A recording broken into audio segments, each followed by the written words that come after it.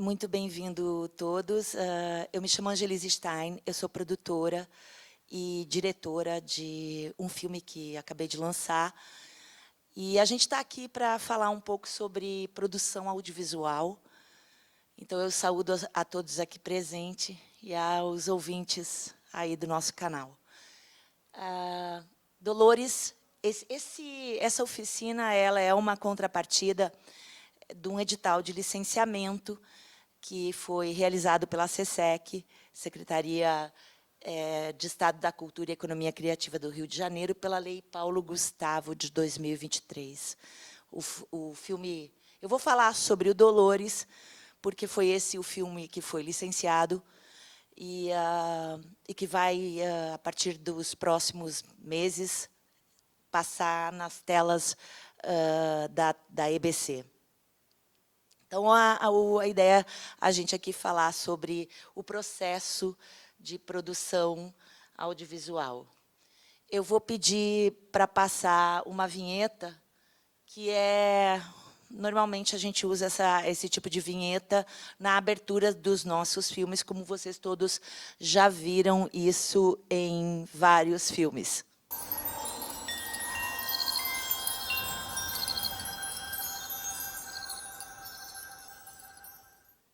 Uma vez que ele decide a história que ele vai contar, o roteiro que ele tem na mão, ele passa a ser o responsável por levantar essa produção. Sobretudo, ele é o responsável por levantar os recursos financeiros, ou seja, o financiamento. No Brasil, praticamente 99% dos filmes são feitos com recursos públicos. O cinema é uma atividade muito cara, muito onerosa, e fora indústrias muito estabelecidas, como a americana ou a britânica, praticamente todo o resto do mundo usa fundos públicos para a realização das suas produções, porque, quando a gente fala de produção audiovisual, a gente está falando também de envolver um número grande de emprego, a gente gera muito emprego, a gente gera muita renda. Quando vocês veem aquele número imenso nos créditos finais do filme, minutos passando, aquele tanto de gente, é isso que a gente... esse o volume de emprego e renda que a gente gera. A gente não só emprega pessoas profissionais da atividade, mas muitas empresas, desde locação de veículos, hospedagem, portanto, hotéis, passagens aéreas, portanto, agências de turismo, segurança, quando a gente está no set de filmagem. Então, são empresas que a gente está contratando e movimentando, de fato, muito recurso. Então, é uma atividade muito cara, muito específica. Quando a gente entra em produção, cada um vai ter a sua função muito bem pré-estabelecida, muito bem determinada, mas, inclusive, a contratação desse pessoal todo, não só o elenco e a equipe artística, mas também todos os fornecedores que vão trabalhar num filme, estão na alçada do produtor, em termos da contratação e, inclusive, das responsabilidades decorrentes dessa contratação no âmbito civil, trabalhista e etc., que pode vir pela frente. Então,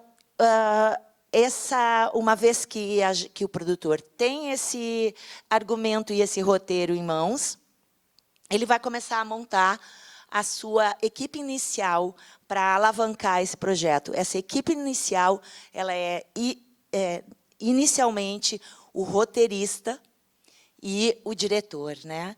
O diretor é a autoridade criativa do filme. É muito difícil a gente seguir adiante com o projeto se a gente não tem essas duas figuras, né? Obviamente, a gente tem que ter o roteiro, e, tendo o roteiro, também, né, todos esses profissionais contratados, com a remuneração estabelecida, com o período de tempo em que se trabalha, né? E que, muitas vezes, esses contratos também vão mudar ao longo da jornada, porque pode levar mais ou menos tempo para a gente levantar o financiamento dessa obra. Uma vez que a gente tem o financiamento da obra, tá? A gente, também durante essa fase de financiamento da obra, a gente pode ter a necessidade de contar com alguns outros profissionais da produção, para que esse orçamento do filme, porque tem que ser feito a partir do roteiro, que depois eu vou explicar brevemente a análise técnica, a gente precisa desse orçamento. Então, nessa caminhada, nessa jornada, talvez a gente vá ter que falar com algum diretor de fotografia, o diretor do filme, a autoridade criativa, gosta de trabalhar, e aí para a gente parametrizar o orçamento dessa obra, tá? Então, esses são também as funções de profissionais que vão trabalhar nesse início, que a gente chama de desenvolvimento do projeto, né? Enquanto que a gente está trabalhando com o roteiro, e o roteiro é uma peça que ele está sempre em alteração, né? A gente vai ter vários argumentos ao longo do processo, até o argumento final de entrar em filmagem, mas nessa parte inicial, normalmente o produtor também se serve, né, precisa desses profissionais aqui para poder montar o orçamento e ir avançando com a estrutura que teria aquele filme a partir daquele roteiro que o produtor tem em mãos. O assistente de direção é uma figura importante nesse processo, porque ele vai pegar o roteiro e vai desenvolver a análise técnica, e com a análise técnica, a gente tem uma dimensão da quantidade de diárias, de quanto cada cena vai levar dentro daquele dia de filmagem, e o detalhamento que daqui a pouco a gente vai ver em relação às necessidades daquele filme. E, a partir dessa análise técnica, a gente vai ter o produtor executivo fazendo a elaboração do orçamento do projeto, tá, do filme, e tentando, enfim, muitas vezes, que é o que acontece bastante na nossa realidade de produtores independentes, de ter que alterar uma cena, de ter que mexer em coisas para caber dentro do orçamento que se tem. E esse produtor executivo, que às vezes ele é o mesmo produtor, né? Ele vai acompanhar ou às vezes não, às vezes você tem um produtor executivo contratado, que não é o produtor da empresa produtora, e que vai, durante o filme, ser o responsável por fechar as contratações com fornecedores, garantir que todos os contratos estejam assinados, que não haja nenhuma... inclusive, as locações que a gente usa, que isso tudo esteja autorizado, e vai zelar para que esse orçamento do filme não seja estourado durante a fase de filmagem. E o assistente de direção, durante o período da filmagem, né, antes eu comentei sobre análise técnica, mas durante o período da filmagem, ele é o braço direito do diretor. O diretor tem nessa figura um dos principais profissionais que está ao lado do diretor para acompanhar o trabalho dele e fazer com que, para garantir que aquele plano de filmagem daquele determinado dia seja cumprido. Quando a gente estoura um plano de filmagem, uma diária de filmagem, isso significa que está estourando orçamento. Então, o assistente de direção, ele também está na pilha de fazer cumprir aquele plano, aquela ordem do dia. Já o diretor de produção, que é uma figura que a gente vai ter no período da filmagem, na pré-produção e na filmagem, ele vai, na verdade, contatar todos os fornecedores que a gente precisa, desde locação de equipamento, veículos, veículo de cena, animais que estão em cena, e vai ter que também organizar o set de filmagem em termos da logística que aquela produção precisa, em termos de alimentação, em termos de... né? Às vezes você tem um filme que é todo muito executado em externas, então você precisa garantir que a logística para a equipe e para o elenco esteja garantida, muitas vezes com o camarim feito, né, que se monta perto das locações que a gente vai ter. Aqui eu trouxe, a título de exemplificação, né, quais são as funções em cada departamento. Esses departamentos no cinema funcionam muito organicamente.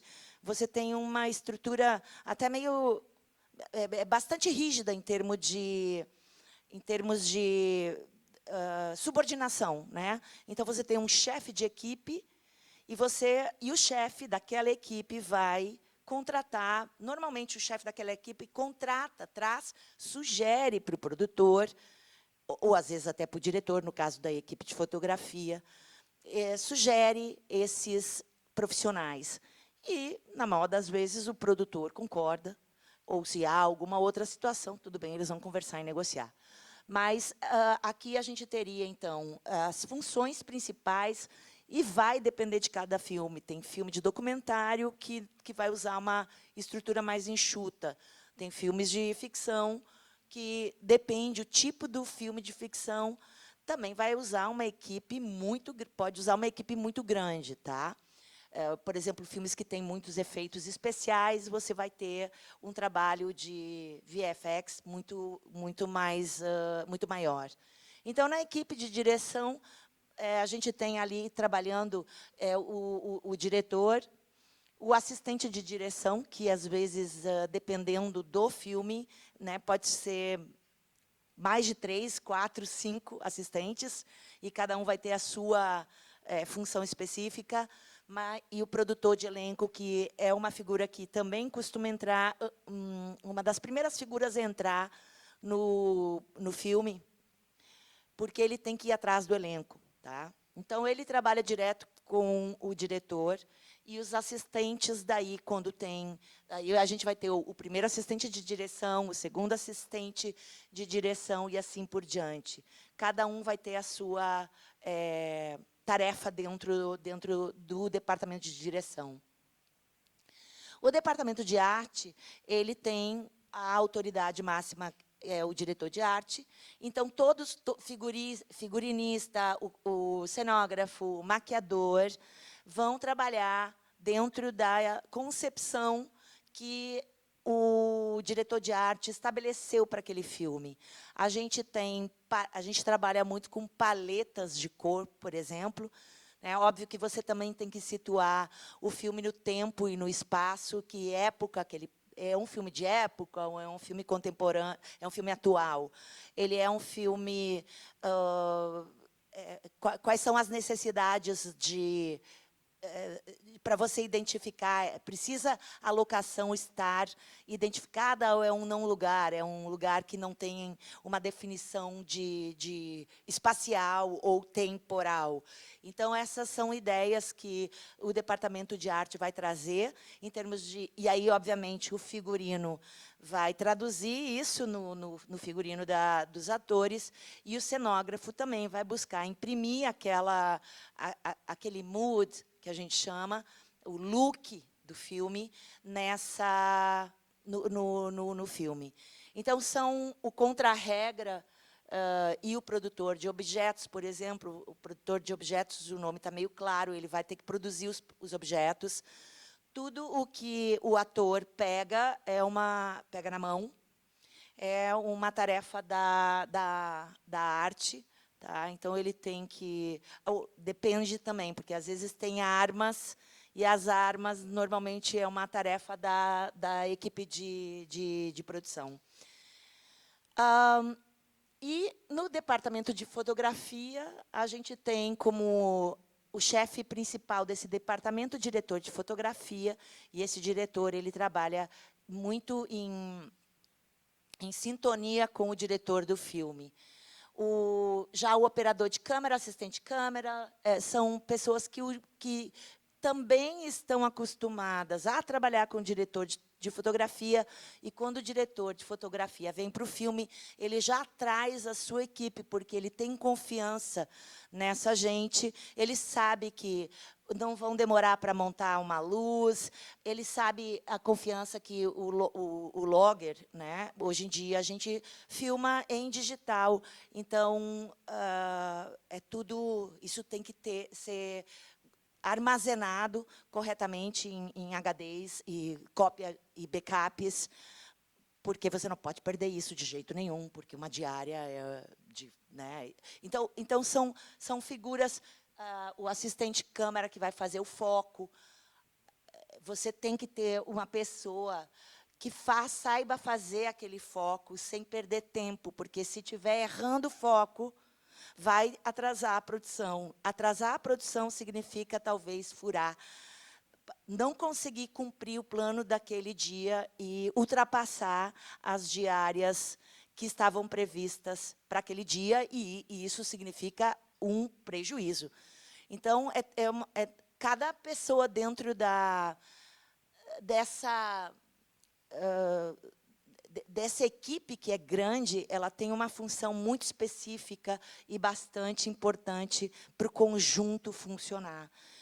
Aqui, esse departamento de elétrica é sempre ligado também ao departamento de fotografia. Normalmente, também é o diretor de fotografia que traz essas pessoas, né, que vão ser o maquinista, aquele que vai passar a câmera num carrinho, num dolly, num traveling. Então, essas coisas levam tempo para montar, quando você está desenvolvendo aquela cena, né, filmando aquela cena. Então, e é o que a gente chama a galera da pesada, porque aqui tem um trabalho de força mesmo, né, de colocar, montar a luz, são coisas pesadas, são equipamentos muitas vezes frágeis. Você tem que cuidar que uma luz não seja queimada, porque essas luzes são caríssimas, e é tudo coisa que fica ao cargo do departamento de fotografia. O departamento de som, né, a gente tem sempre o técnico de som direto, microfonista, que às vezes pode ser mais de um, normalmente é, tá? E, no meio de tudo isso, a gente tem o departamento de produção, onde a gente tem essa hierarquia aqui, né? Na verdade, até ali, antes, tem o produtor. Aí, o produtor executivo, o produtor é o dono da empreitada, o produtor executivo vai cuidar para que o orçamento não fure, negociando, se for o caso, com os fornecedores e até com a equipe. Os assistentes de produção, que vão atrás, ora vão atrás de carros, ora, se é um filme que tem bastante carro, de época, se é um filme que tem aviões. Então, você tem gente específica aí da produção trabalhando no time da produção. O produtor de locação, que é aquela pessoa que vai buscar onde a gente vai filmar. Eu preciso de uma casa dos anos 20. Ela tem que ter determinadas características. Eu preciso de uma praça, eu preciso tem cena dentro de um avião. Então, esse produtor de locação vai procurar essas locações onde a gente vai filmar, tá? O que é estúdio não é com o produtor de locação, se você estiver trabalhando dentro de estúdio, mas as externas. O platô é aquela pessoa também que vai... Ele é meio que... ele controla o set, ele controla a nossa diária de filmagem, que horas começaram a chegar, que horas sai. organizar uma série de coisas dentro do set, alimentação, que horas é o almoço, então vai parar tal hora e volta, né? Normalmente tem 1 hora para almoço, então controla uma série de tarefas dentro do set, onde a gente filma. O set onde a gente filma pode ser um estúdio, mas pode ser a locação em si, né? E o Boyd Set, ele vai fazer uma série de... vai manter, tem que fechar determinadas vias. Ou tem que depois juntar todo o lixo que quando a gente vai embora, não pode ter lixo. Então, ele tem esse tipo de tarefa, entre outras. E aí a gente vai ter também as coisas mais administrativas de financeiro e controller. A gente tem, na verdade, praticamente uma empresa quando a gente entra em produção. Tamanho a complexidade que é a produção de um filme. Eu não sei que hora é, porque a gente tem até as 3. Eita. A gente ainda tem essas etapas. Aquela tela anterior etapa é quando a gente está em filmagem. E daí é quando a gente tem o maior número de pessoas na equipe de um filme e a maior saída a parte mais significativa da execução de despesas de um filme. E depois a gente entra no que a gente chama de pós-produção ou finalização, que daí todo mundo já foi embora, e aí a gente vai começar a trabalhar a música, a edição, montagem, mixagem, masterização. Então, a gente tem, basicamente, uma etapa mais tranquila, porque tem menos pessoas, mas de igual importância. Tá? Essas são as etapas de uma produção clássicas, né? O desenvolvimento, que é aquela parte que eu comentei antes, de roteiro, que a gente está desenvolvendo o roteiro, fazendo orçamento, aplicando para fundos e tratando de viabilizar o financiamento, o plano de financiamento do projeto. Para daí a gente, então, quando a gente tiver o dinheiro assegurado, ou uma parte que seja garantida de que a gente consegue entrar em produção, então a gente vai entrar na pré-produção, onde entra daquele slide com aquele quantidade de pessoas, a gente normalmente vai ter, começa a entrar escalonadamente. Até que depois a gente tem todos os chefes, os cabeças de equipe, e depois vão entrando mais assistentes. Isso vai da engenharia de cada filme. Tá? Quando a gente está em produção, que é a filmagem, especificamente, daí sim a gente tem 100% do time trabalhando aqui. Tá? Finalização é a pós-produção, né? E a comercialização é o lançamento do filme, é a entrada de um filme em cartaz, onde o produtor trabalha com o distribuidor e é onde a gente vai, então, botar o filho, como a gente chama, botar o filho no mundo.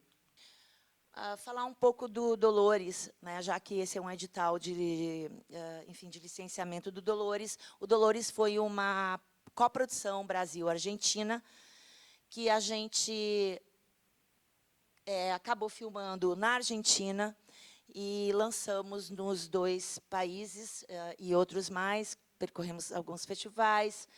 E aqui é um exemplo do cartaz que a gente usou.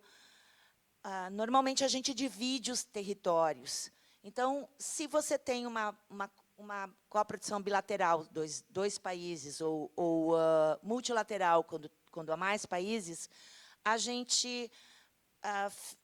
eu costumo trabalhar assim. O meu mercado, o Brasil é meu mercado.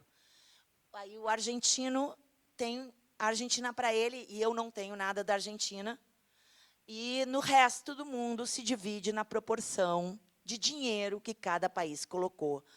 Tá? Então, e aí, no seu território, você vai trabalhar o filme com os teus... para o teu mercado. Né? Vai adaptar o filme, no caso Dolores, ele foi falado em castelhano. A gente ele foi uma coprodução oficial entre Brasil e Argentina.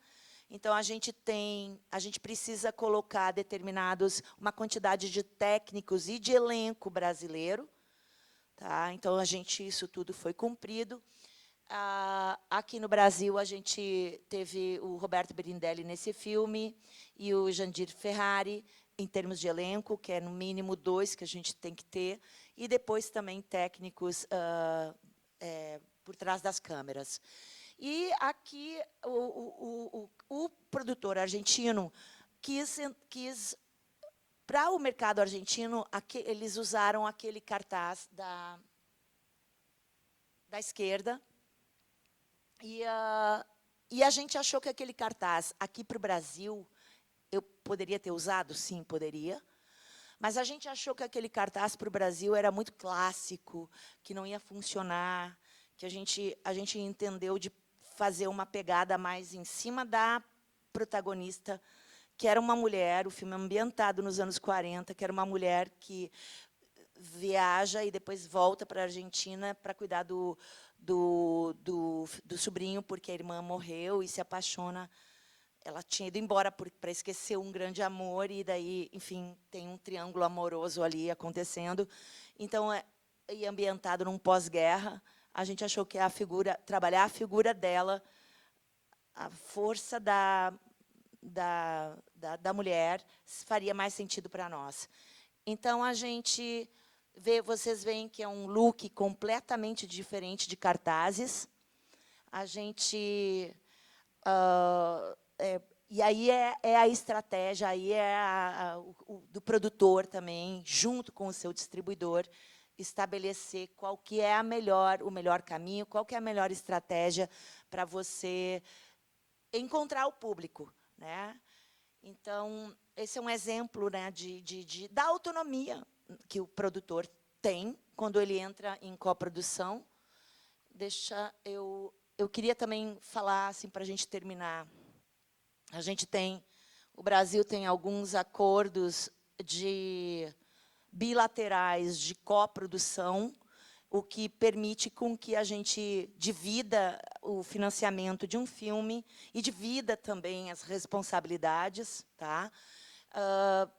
Então, a gente tem acordos de cinema, que são aqueles filmes produzidos para o cinema, ou acordos para a televisão, ou seja, séries ou conteúdo para a televisão. Tá?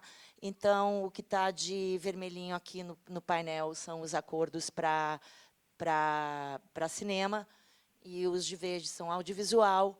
Então, são esses países aí, França, Alemanha, Itália, Índia, Israel, Argentina, Portugal, Espanha, Reino Unido, Canadá, Venezuela e Chile, com os quais o Brasil mantém acordo de coprodução bilateral. A gente ainda tem um multilateral com os países, majoritariamente aqui da América Latina. Ele faz parte do acordo ibero-americano, e, por isso, também, por estar Espanha e Portugal, agora ele é conhecido como ibero-americano. Então, esses mecanismos nos permitem entrar em coprodução com outros países, de maneira que a gente consiga acessar fundos, o produtor brasileiro no seu território, o produtor estrangeiro no seu, e aquela obra ser reconhecida como uma obra nacional, porque ela tem que cumprir determinadas exigências para que ela seja enquadrada como uma coprodução internacional, e aí ela pode também usufruir dos benefícios dessa coprodução oficial.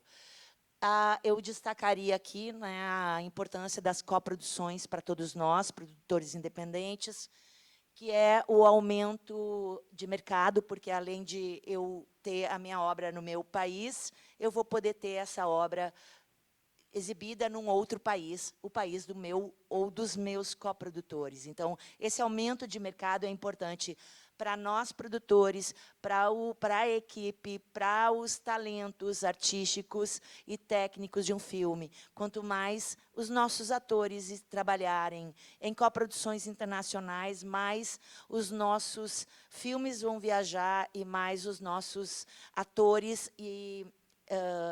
e elenco, atores e equipe vão ser conhecidos, e isso favorece muito a produção como um todo. A gente tem essa possibilidade de acesso a mecanismos nacionais, né? O que, de certa forma, contribui muito para você viabilizar o orçamento daquele projeto, ou seja, para o plano de financiamento, e também o que eu há pouco apontei sobre o reconhecimento internacional dos talentos nacionais. A gente, há pouco tempo atrás, tinha muito poucos atores internacionalmente conhecidos, e esse número vem aumentando mais. Isso faz com que esses nossos talentos possam viajar no sentido de ampliação de mercado. Tá? Eu quero agradecer a todos. A gente vai entrar numa outra oficina em seguida, e quero agradecer a todos. Não sei se alguém tem alguma pergunta. Sim.